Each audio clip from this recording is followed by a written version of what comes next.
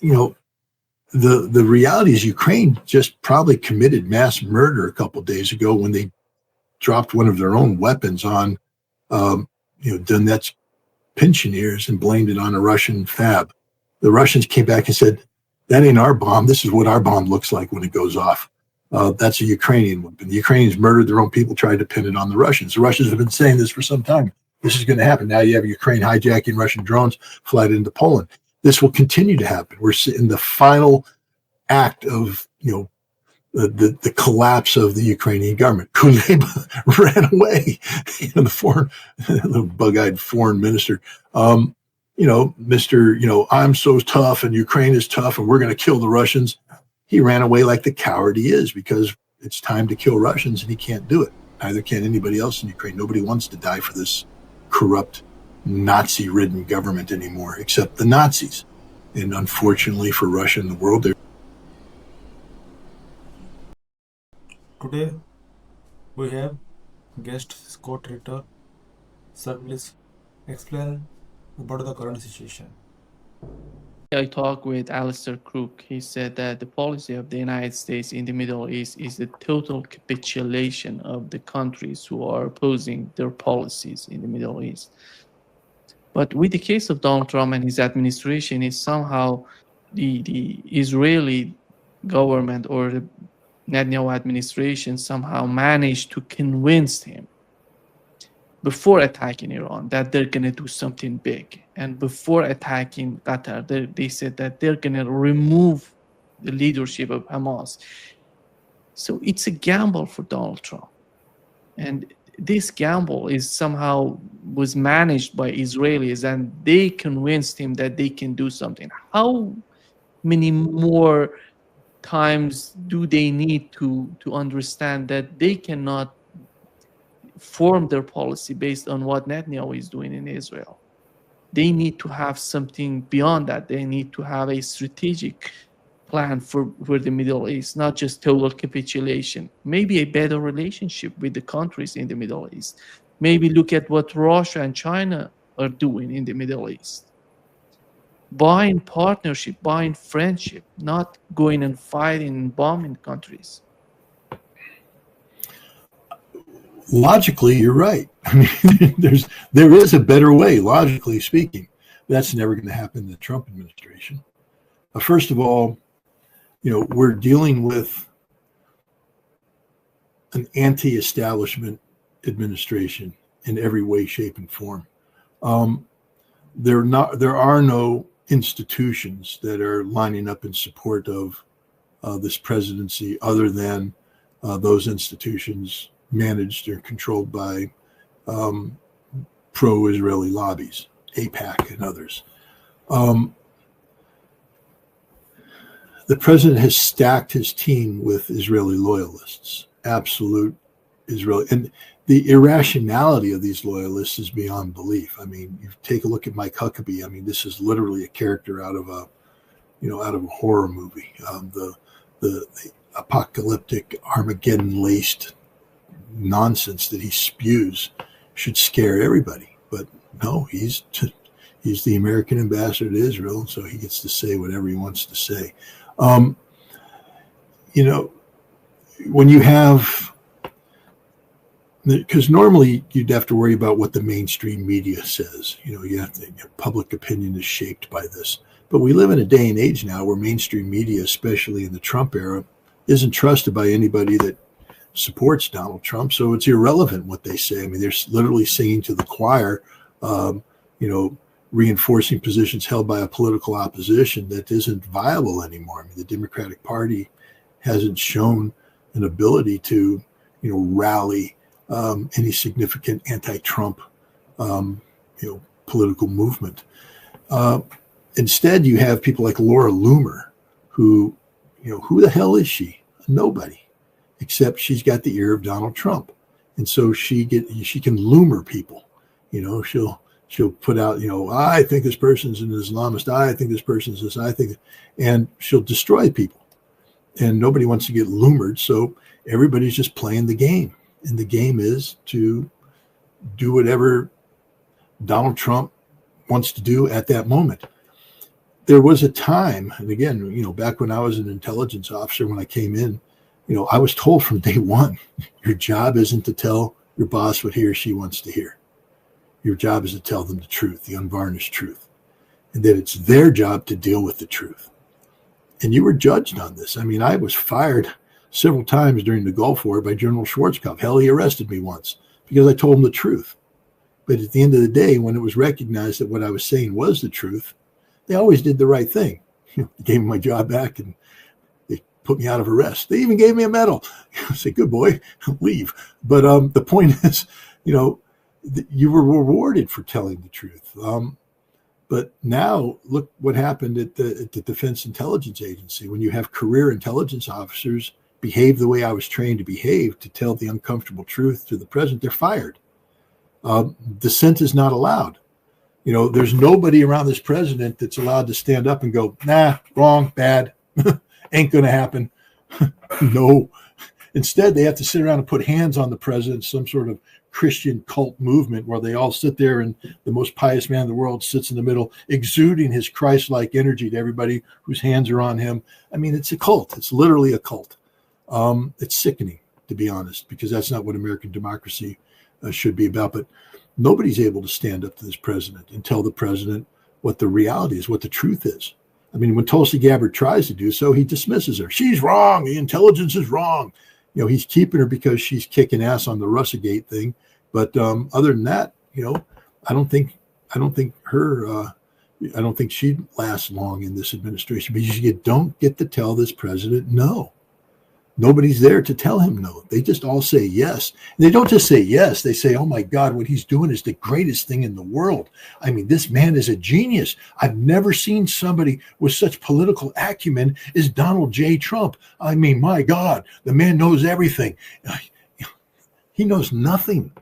Nothing. He literally knows he's the best negotiator. He's the worst negotiator in the world. This isn't negotiation that's taking place. It's bullying.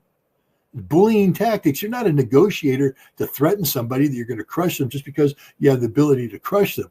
Because one day you're going to wake up and not have that ability, which is what Trump's finding out, for instance, with Russia and China. Now, I'll tell you what, if you were a good negotiator, I'm not going to brag or anything, but I think I know the Russians well enough that if somebody ever empowered me to, say, repair relations with Russia, that I could sit down with the Russians and hammer out a negotiation that was to the benefit of both parties. Both parties. But you just have to be a rational individual with knowledge. The same thing with China. I can't claim the same thing with China because I don't know enough about China to do that. But I'm sure we have people out there that know China inside and out. With Iran, the Iranians want to negotiate. They're not like saying, no, we're not going to negotiate. They want to negotiate. And if we had a competent negotiator who was capable of, doing things to the mutual benefit of the United States and Iran, we could have a deal with Iran. We could have a deal with Russia. We could have a deal with anybody. I mean, the world right now is looking for a real deal maker. Donald Trump's not a deal maker. He's a deal breaker. He doesn't make deals. It's not a deal when you intimidate somebody into doing something. That's just bullying. And that's what America today is right now. We're a bully. The problem is, we're a bully with sort of a bulging belly and bad knees. We got our, torn rotator cuff. We got arthritis. I'm describing all of my symptoms, but it's you're not much of a bully when you have this many ailments. We get away with it because we're fat and we can lie down on top of you and crush you. But Donald Trump is not a deal maker. He's not a genius. He's not a tactical genius. He's not an operational genius. He's not a strategic genius. He's dumber than dirt. He gets away with what he gets away with because everybody says yes, and America still has inherent powers that lend themselves to bullying, but not much longer. And this man is throwing away opportunities because we are a nation on the decline right now. And what we need to be working on is limiting the rate of decline and trying to bottom out sooner rather than later, meaning that we don't have to go all the way to rock bottom, that we can actually find a leveling out spot that makes us competitive in the world, relevant in the world. But to do that, we have to sit down with the world and talk with the world. We have to integrate ourselves into the world, we have to care. We have to have empathy. Donald Trump doesn't have empathy for anybody. I mean, the lies he tells about caring about Ukrainian soldiers. He doesn't care about Ukrainian soldiers, because if he did, this war would be over right now. All Donald Trump is doing is extending the conflict and guaranteeing that the Ukrainians continue to die at a rate of 90,000 a month. Enough said. Sorry. Polish airspace was invaded by drones, and they're talking about these drones came from Russia. And I think the best question would be, cui bono? Who's going to benefit from what's going on? Why does Russia need to go there? What is the benefit of invading Polish airspace? Your take on that. Alistair Crook today said he feels that it's all a false flag operation. They want to somehow... Well, it's a complicated false flag operation. What I mean by this is that, look, Russia has been flying these Shahed 136 clones, the Geranium 2s, different variations of them, into Ukraine for some time now. Last night, they fired over 400, launched over 400 of them. And these are striking targets throughout Ukraine. The Ukrainians are working overtime to come up with a solution to this. People need to understand that nothing happens in a vacuum. Newton's third law applies to everything in life. And for war, it's the same thing. For every action, there's an equal and opposite reaction. Ukraine has been looking for an electronic warfare solution to the Shahed 136 Geranium 2 drones for some time now. Last year, they began fielding a system called Pokrova. Pokrova isn't one sensor, two sensors, thousands of sensors that basically are scattered throughout the depth of Ukraine. And what Pokrova is designed to do is not just disrupt the signal, but to take control of the drone. Initially, what you did with Pokrova is you captured the drone and you crashed the drone. That way you destroy it. So you'd see the Russian drones come in and just boom, go down. But the problem is those drones would go down and hit civilian buildings, hit unintended targets. And so what they needed to do next was take control of the drone and soft land the drone, to divert the drone to an area where they could land the drone. And they had success in doing this. What the Ukrainians have been doing recently is taking control of the drone and turning it around and flying it back into Russia. And over the last few months, they've done this over 100 times. What I believe happened is that the Ukrainians took control of Russian drones using Pokrova and flew them into Poland. It's a red flag, a false flag attack. But they used Russian drones, and they took control of the Russian drones, and they flew those Russian drones into Poland. All of the circumstantial evidence supports this. First of all, the drones entered Poland through Belarus airspace. Russia doesn't fly drones over Belarus airspace. If you take a look at the launch points of all of Russia's drones, they're outside of Belarus. And Russia has specific aim points, and Russia plans its flight trajectories in a way that avoids potential of accidents of this nature. But if Ukraine actually takes control of a drone and then flies it through Belarus airspace into Poland, it makes it look like a Russian attack. The Belarus authorities notified the Poles and said, "Hey, there's drones flying over our territory. We don't know. Are they yours? Are they Russian? We don't. Are they Ukrainian? We don't know. But they're headed towards you. And we're just giving you a heads up that these things are inbound. You might want to do something about it." That's not how you attack a nation. If Russia was going to attack Poland, they wouldn't sit there and go, "Well, we're going to fly our drones over Belarus airspace and not tell the Belarusians about it so they can notify the Poles so the Poles can shoot them down." No, the Ukrainians did this 100%. And I will also tell you this, without getting into specific capabilities, we know everything. Okay? Whenever Pokrova is activated, we collect that signal. When Pokrova takes control of a Russian drone, we collect that signal. We are cognizant of everything. And we know damn well what Ukraine did here. So now the question is, as Ukraine does this Article 4 gathering, or Poland, convenes this Article 4 gathering to talk about how to respond to this, who's going to step up and tell the truth? It's the same thing. If you remember when Poland started screaming about the missile that hit the Polish farm, the Russians attacked us.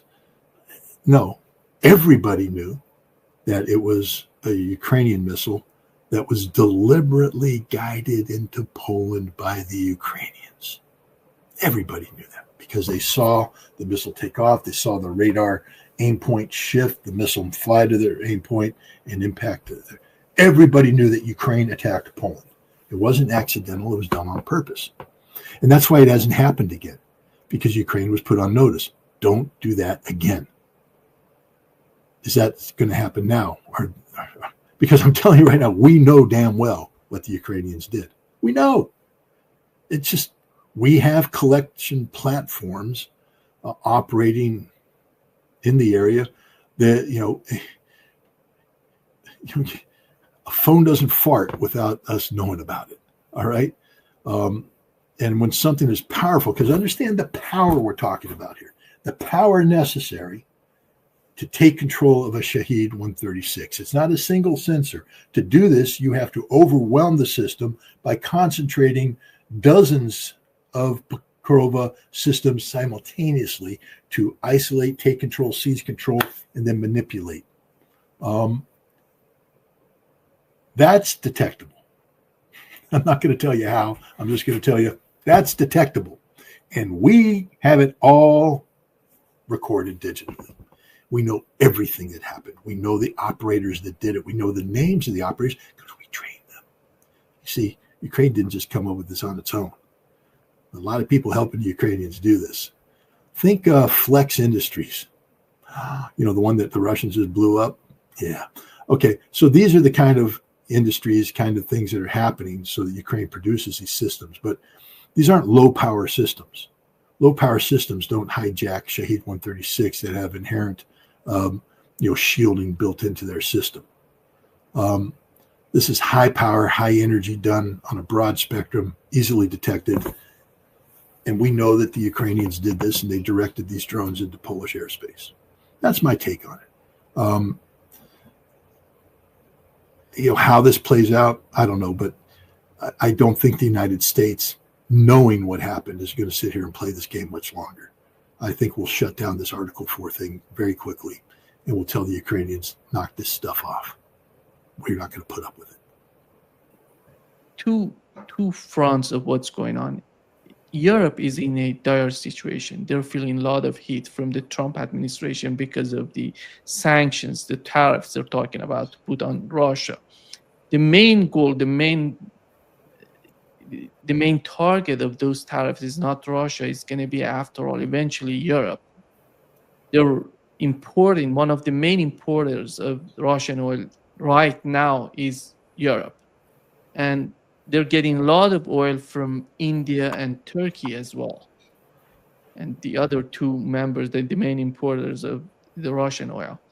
So what do? Are they going to go to kill themselves with the tariffs, or they're going to escalate the situation in the way that may bring the United States, may change the whole situation, considering the case of Ukraine? How do you see that? Well, I mean, I was just listening to, Mark Rutte's words. They're meaningless words. Just considering what I just told you, which I'll go to the bank on. He knows that what he's talking about is theater. No one gives a rat's ass if Polish F-16s, Dutch F-35s, Italian AWACS were flying over Poland in a scripted event. I mean, this isn't, what he's trying to portray it as an act of NATO strength.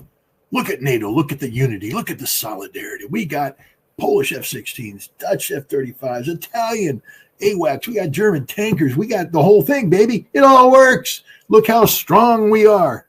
When the reality is, this is a stupid scripted event prompted by Ukrainian false flag activity.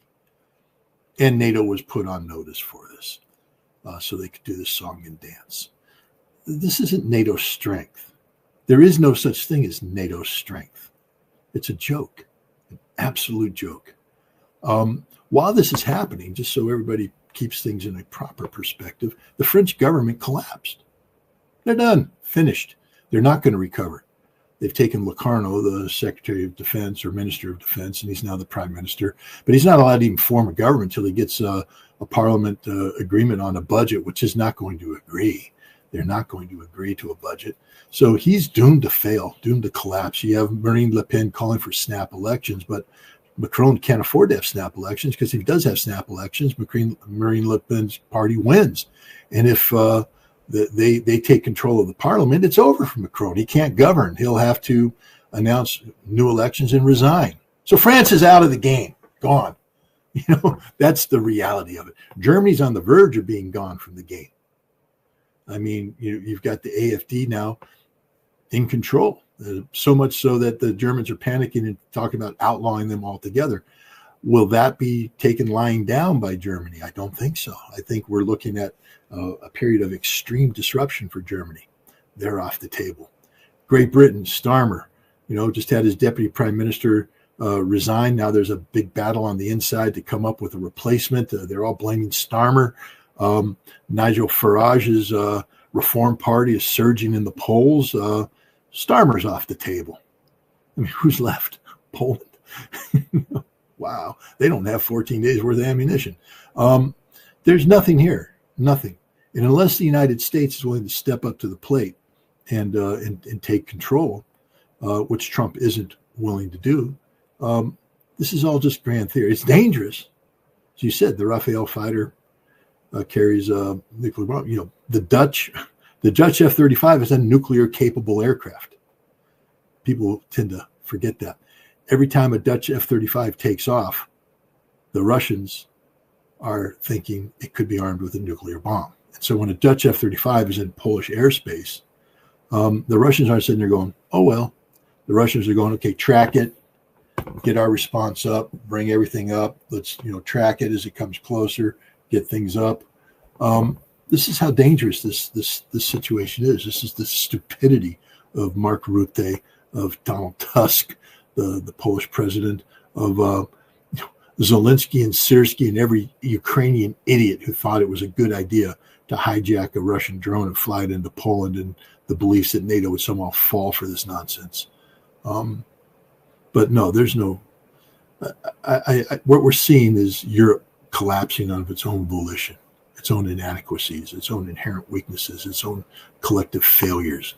I think Russia's job right now is to, safely manage that collapse and not allow things to spin out of control. Do you think that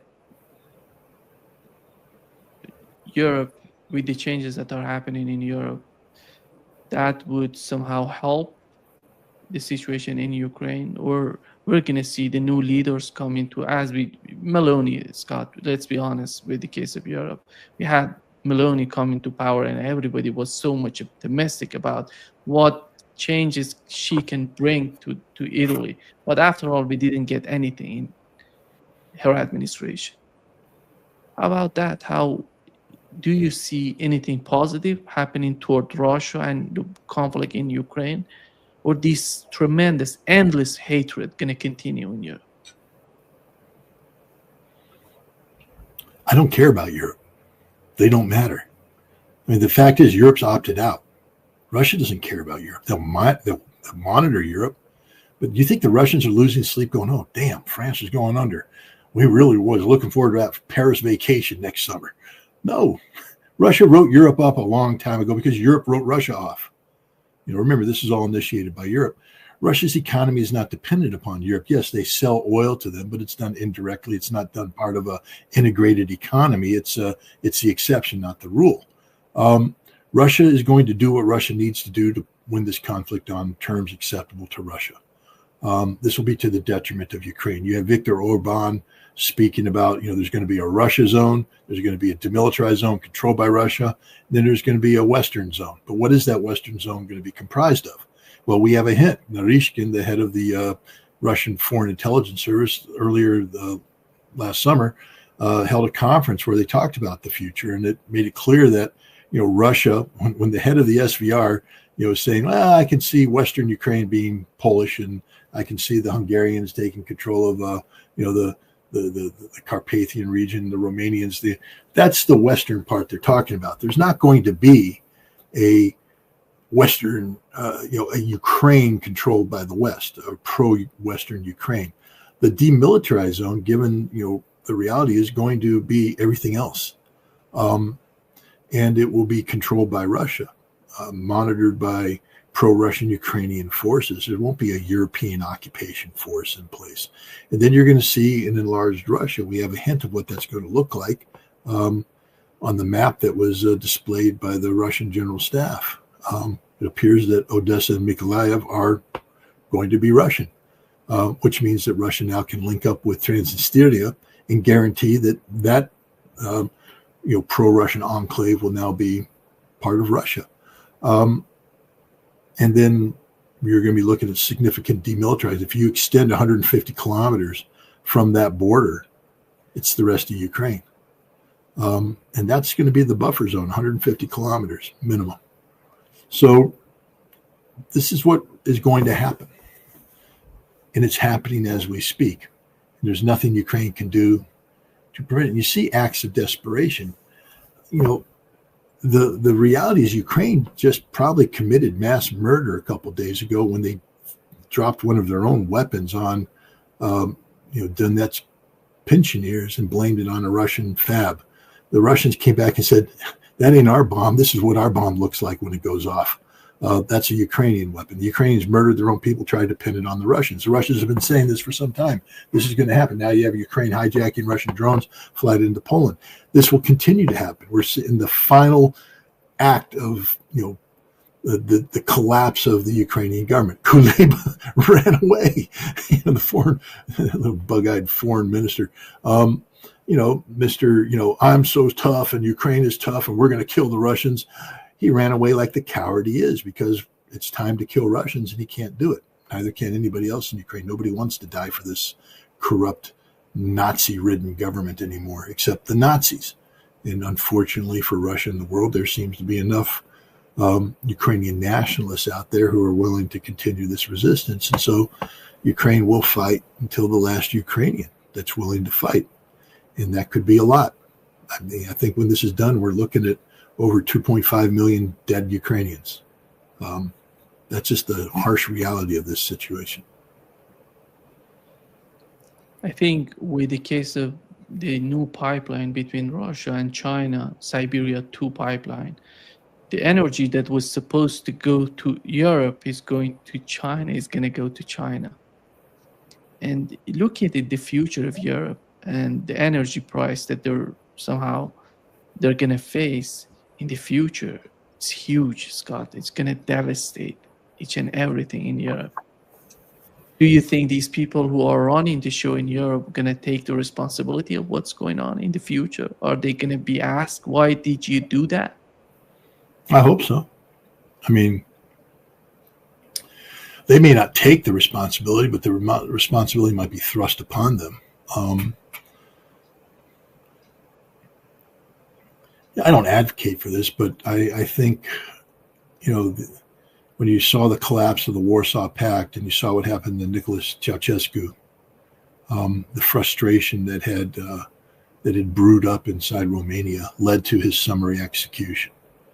I'm afraid that there are governments in Europe that are going to finish this way because the level of frustration is they're going to hold on to power for too long. Emmanuel Macron needs to understand that, he could be dead man walking right now. Because if he continues to hold on to power, even at a point where the majority of the French people say, we're done with you, and he holds on to power, and it results in societal collapse, there's a better than even chance that his last days will be spent, a prisoner in the in his little presidential palace, a summary court-martial in one of his rooms, and be taken out into the back and shot. Germany could easily go this route too. The Germans are civilized people, but not for long. I mean, civilization is a thin veneer. I mean, the reality is everybody needs to understand that, society is, you deny people meals for 3 days and you have a total breakdown in society. People are hungry for 3 days and the rules of law just don't matter anymore. They're going to get food. They're going to find food where they need to find food. They'll steal, they'll rob, they'll murder. That's it. All this grand thing we call society, a civilized society right now, doesn't exist unless the government delivers the goods to the people. And if you get a significant number of people who are hungry, who are thirsty, who are unemployed, who are desperate, they will do desperate things. And these political elites and these economic elites need to understand that these light poles that they see up there can easily become lynching poles. And there'll be them hanging by their heels, being spat upon. Europe is falling apart, literally falling apart as we speak. There are right-wing parties that are coming into prevalence now because they are reacting to the failed leadership that has gripped Europe for decades now, and it's manifesting itself in the final act. This isn't a joke. This isn't a joke. I don't wish this on anybody. I love Europe. I lived in Europe. I traveled throughout Europe. I thought Europe was great, but that Europe no longer exists. No longer exists. I was just in Switzerland talking to the Swiss. Switzerland is sort of the last bastion of,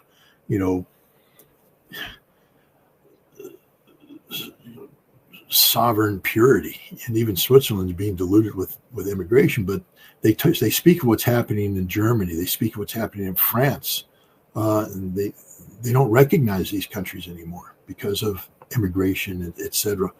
And when you have, this kind of unconstrained demographic transformation that's unplanned, it just leads to chaos, absolute chaos. And it fractures society, dangerously so. Hell, it's happening here in America. So, we just have to be really careful right now. We're on our high horses. We sit here and we just look around. I mean, I look at my little enclave of Del Mar and it's peaceful. Everybody here has a house. Houses are well kept. The yards are neat. Kids are going to school. The school district functions. But what happens when it doesn't? I don't want to, foretell the future, but, if suddenly there's no gasoline, and the shopping center doesn't have food, and everybody who lives in suburbia wakes up one day and the electricity is intermittent, the refrigerator's out, all the food you stocked is spoiled, and now you're hungry, what do? Where's civilized society at that point in time? You can last for a day, go out and say hi to your neighbor, hey, I'm hungry. 2 days, third day, you got any food? Share it, because I'm starving. My kids are starving. You don't want to share it? I'll kill you, because I got to feed my kids. And now you start gathering together in little groups of people who, are saying we need to be better and stronger than that group. This neighborhood society needs to dominate the next neighborhood society. That's the end of it. That's the end of civilization. And we're only a few days away from that happening. A few days of no food, no energy, no nothing. Civilization is a thin veneer, and what we're seeing in Europe right now is that veneer is being swept away. We're looking at collapsed governments, collapsed societies. And this is what we think is going to stand up to Russia. This Europe is going to stand up to Russia. Have you been to Russia? Have you looked at Russia? You think that's happening in Russia right now? No, the opposite is happening in Russia. So I get tired of the Europeans posturing as if there's somehow superior to, a superior form of life. Actually, Europe sucks right now. Across the board sucks. And, it's just that we have this legacy psychology of, European civilization being the center of the universe. Everything is defined from the European-centric point of view, civilization, the expansion of European colonialism, European empires conquering the world. So we think that European civilization is the end all, but it's not. Actually, if you dig deeper into the history of Europe, you realize that that civilization built on conquest, murder, theft, robbery, genocide. Maybe we shouldn't embrace it as sort of everything that's wonderful in this world. I'm not saying that what the Chinese did was any better or what any other empire did around the world. I'm just saying that the idea of European exceptionalism is a fundamentally flawed notion, especially given the fact that the Europeans aren't able to sustain this. Look at Europe today. It's a disaster. NATO is a European alliance. You take away America and NATO's nothing. And that statement of Mark Rutte proves it. Because he can sit there and talk about Polish F-16s, Dutch F-35s, Italian AWACS. None of that means anything in reality because it's all posturing. It's not real. It's not a real muscle flex. It's just posturing. Just like Europe is a posture, fake. Look how civilized we are. But they're not civilized. Donald Trump said that he's trying to communicate in a better way with India. 2 days ago, we had the Secretary of Trade, Lutnick, talking about India, saying that if India wants a better relationship with the United States, they can have it if they leave BRICS. And, it's the same policy, capitulation. How you can ask a country, a great country, with the large economy, with the importance that India has, and you force them to leave BRICS, which are India is the foundation of BRICS. It's not just something to build on. How do you feel that Donald Trump would understand the reality of India in this sort of communication that he's going to have with them? No, just like Donald Trump doesn't understand the reality of anything. He's surrounded himself with idiots. I mean, his Secretary of Commerce, right? Lutnick? Commerce, yeah. Yeah, I mean, he should be fired on the spot. I mean, if I were the President of the United States and Lutnick spoke, I'd call him and say, who approved your statements? Because you see, I'm the President of the United States and I'm the guy that sits around in the policy chambers. And last time I checked, we didn't say that the policy of the United States was to strip India away from BRICS. Are you making this up? Or maybe that is Donald Trump's policy. And then he has to live with the consequences of that.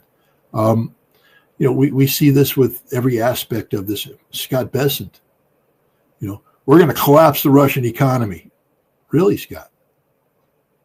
Is this official U.S. policy?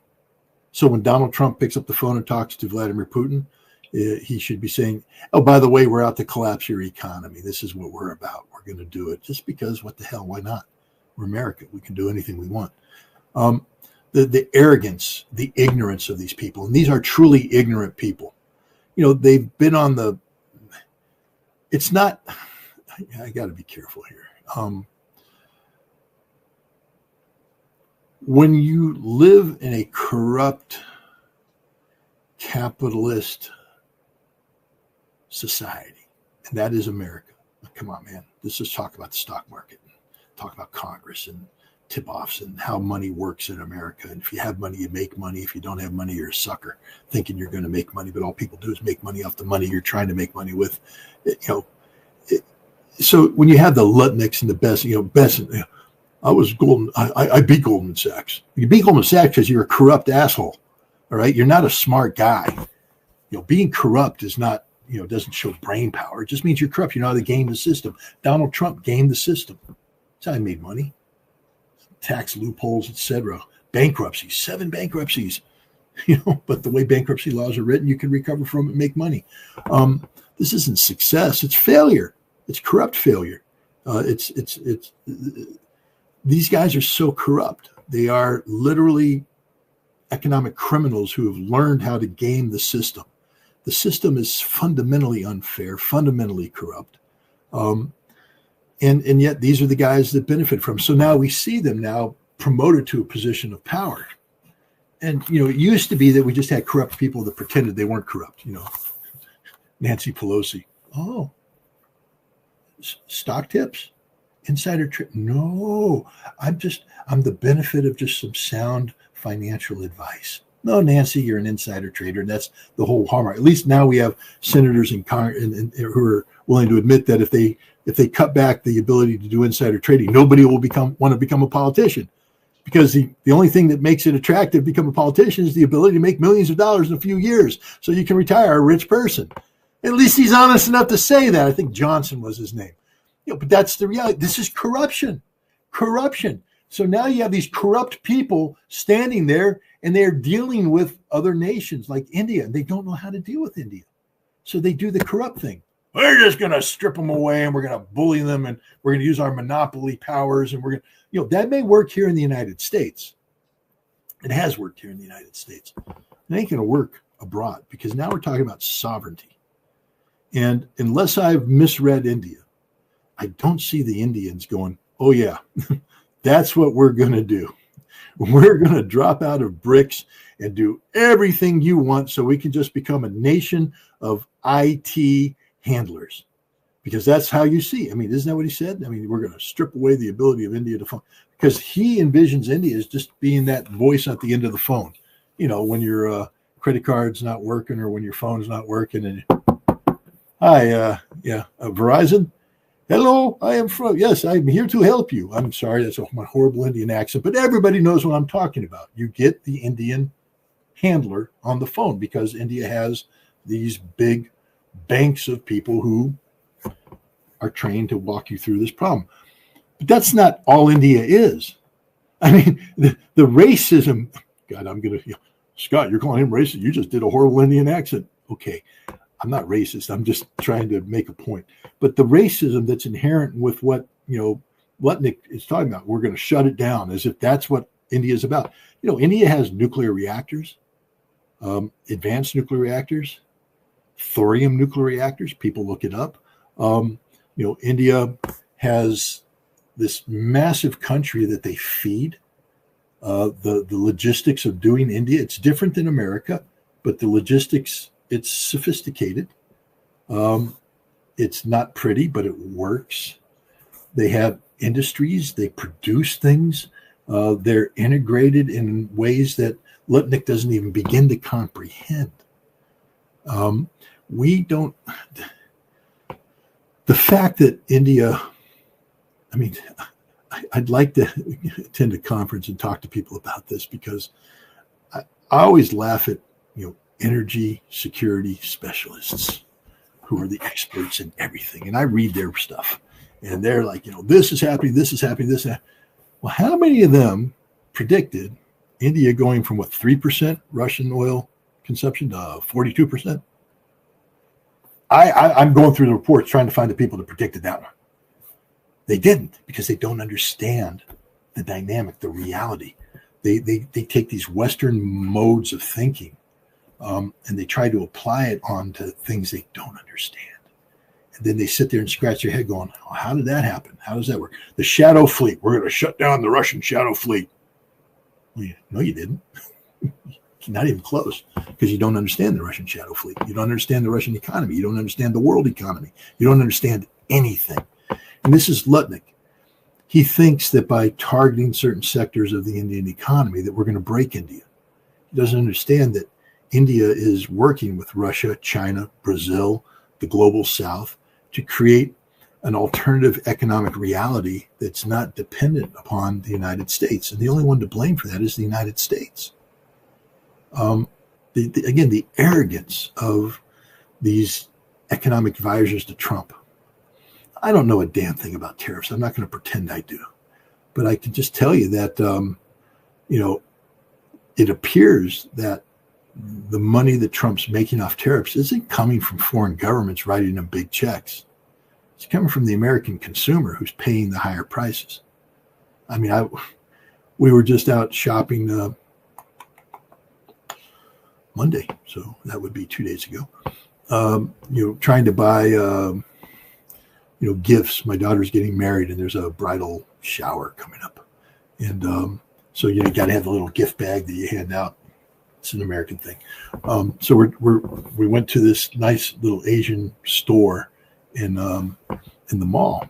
We've been going there for years, and I was just talking to the owner about prices. He was like, because of the sanctions. They acquire this stuff from China, from Turkey, from India. They said the prices, we just had to jack them up. I mean, it's crazy. He said the prices have increased. And I said, so are you transferring that to the customer? And he said, not necessarily. He said, he said, we know how to make money. We've been doing this for a long time. And so we will stay in business. But not every business can do that. Not every business has the latitude to absorb the costs without going bankrupt. And then in order to stay in business, they'll have to transfer the cost to the consumer. And that's what's happening here. I mean, here his company's eating the cost. And so they're paying it in. But it's not as though the Indians are writing the check on his behalf or the Chinese are writing the check on his behalf. No. The American consumer, the American businessman is writing this check. And it's just fake. Everything about what Trump is doing is fake. It's a lie. And we're falling for it. I'm not saying that the alternative is better. I'm not saying that Joe Biden wasn't lying. I'm not saying that Kamala Harris wasn't lying. It was a different kind of lie, a different level of sophistication. It was a more sophisticated lie. It wasn't a lie. It was a lie that had been sugar-coated to the American people for so long we stopped thinking it was a lie. Donald Trump's come in and has given us a whole new lie. It's supposed to be something different, but at the end of the day, it's just a lie. It's all a lie. It's all about corrupt people trying to make money off of the average American citizen. That's what it is at the end of the day. It's corruption, just different kind of people making money off of the sweat and labor of the average American. Congratulations on the case of your daughter, Scott. But it's not just American. We do the same here in Brazil. Yeah, well, my job is just to go and nod my head and Donald agree with Trump may everything and not have get just sent shockwaves through the geopolitical landscape. Again, the recent comments have drawn fierce criticism with some, including former UN weapons inspector Scott My Ritter, job isn't to make my warning opinion. that My his job is to rhetoric yield to could be laying the inherent groundwork genius of for those World War countries. III, And this there time with are Russia. fewer moving parts. Is this political posturing or something far more dangerous? It's fun Tonight, to sit we with break the it down observer on this. It's sort of what Trump said, how Russia may interrupt, why Scott Ritter believes Such the a consequences to be catastrophic. active theater. At recent campaign rally, Trump doubled down on his hardline stance against U.S. involvement in Ukraine and took it a step Say you're further. married, sign the damn document, if, take the envelope of cash. I were president, Nope, we got to he take the quote, envelope of cash. he quote, Give it to if I were president, this war never would started and I am elected, I'll end in 24 hours. He also suggested that continued US support for Ukraine's provoking Russia and implied he might pull the US out of NATO without support from allies, sparking outrage from both domestically and internationally. And Scott Ritter, former Marine Intelligence Officer, UN Weapons Inspector, did not hold back. In a recent interview, he issued starting warning. Trump rhetoric, whether he knows if it or not, is concerning the United States into the diplomatic dead end. If his policies are enacted, Russia may see them not as peace offering but as provocations. Ritter argues that undermining NATO or signaling weakness could embolden Russia, particularly if Trump reduces US commitment to Europe. According to him, that how real war starts when deterrence collapse. Are we really on the brink of global conflict, or is the more political theater? Experts are divided on the hand. Some say Trump transitional approach could force negotiations. On the other, many, including Ritter, say his unpredictable could escalate tensions with nuclear-armed Russia. Former NATO officials have warned that even the suggestions of withholding US support destabilize the alliance and emboldens of adversary. Uh, Whether Trump wins or not, his rhetoric is already shaping the debate and US-Russia policy. Scott Ritter believes that continuing down this path, ignoring diplomacy, de-escalating strategic alliance could lead world into catastrophic war.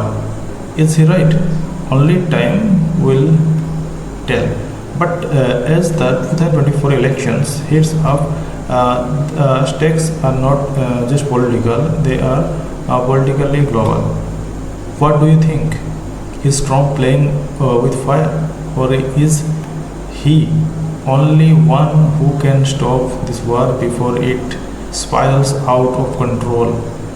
Drop your thoughts in the comments and don't forget to subscribe for more real unfiltered analysis. I am Deepak and this was your frontline breakdown. Stay sharp, stay informed.